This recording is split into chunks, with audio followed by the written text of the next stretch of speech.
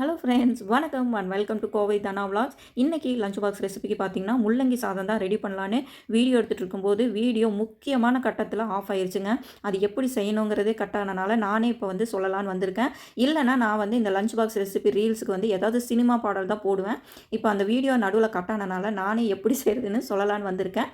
இந்த முள்ளங்கி சாதத்துக்கு வந்து பார்த்திங்கன்னா முதல்ல ஒரு வடைச்சட்டி வச்சு கொஞ்சமாக உளுந்து காரத்துக்கு தகுந்த மாதிரி வரமிளகா இதை போட்டு வெறும் வடைச்சட்டியில் நல்லா வறுத்துட்டு நரன்னு பொடி பண்ணி வச்சுக்கலாம். இன்னொரு வடைச்சட்டியை வச்சு எண்ணெய் ஊற்றி கடுகு போட்டு அதுக்கப்புறம் ஒரு பெரிய வெங்காயம் பொடியாக நறுக்கினதை போட்டு வெங்காயம் நல்லா வதங்கினதுக்கப்புறம் நம்ம துருவி வச்சுருந்த அந்த முள்ளங்கியும் போட்டு நல்லா எண்ணெயிலேயே வதக்கி எடுத்துடலாம்.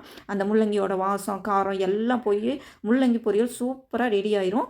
இதில் பார்த்திங்கன்னா நம்ம சூடான உதிரியான சாதத்தை போட்டு நல்லா கிளறிட்டு நம்ம வந்து லஞ்ச் பாக்ஸுக்கு இதை வந்து கொடுத்துடலாம். ரொம்பவே சூப்பராக இருக்கும். முள்ளங்கின்னு கண்டுபிடிக்க முடியாத அளவுக்கு சூப்பரான லஞ்ச் பாக்ஸ் ரெசிபி ரெடி ஆயிடுச்சு. ஃப்ரூட்ஸ் டப்பாவில் ஃப்ரூட்ஸ் இருக்க மாதிரியே ரொம்ப பத்திரமா வச்சுருந்தாங்க. நானும் ஆசையாக போய் திறந்து பார்த்தா வெறும் குச்சி தான் இருக்குது. சரி இது எதுக்கு அப்படின்னு சொல்லி தூக்கி வீசலாம் அப்படின்னு நினைக்கும் போது எனக்கு ஒரு ஐடியா கிடச்சிது.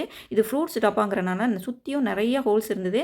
சரி இதை நம்ம உபயோகப்படுத்தலாம் அப்படின்னு சொல்லிட்டு புதினா கொத்தமல்லியே போட்டு நம்ம தண்ணி தெளித்து வச்சோம் அப்படின்னா அந்த ஹோல்ஸ் இருக்கனால தண்ணியும் வடிஞ்சிடும். புதினா கொத்தமல்லி தண்ணியும் நல்லா ஃப்ரெஷ்ஷாக இருக்குன்னு சொல்லிட்டு அந்த பாக்ஸை கழுவிட்டு புதினா கொத்தமல்லியை வேஸ்ட்டு தலையெல்லாம் எடுத்துட்டு நான் வந்து இந்த பாக்ஸில் போட்டு லைட்டாக தண்ணி தெளித்து வச்சுட்டேன்.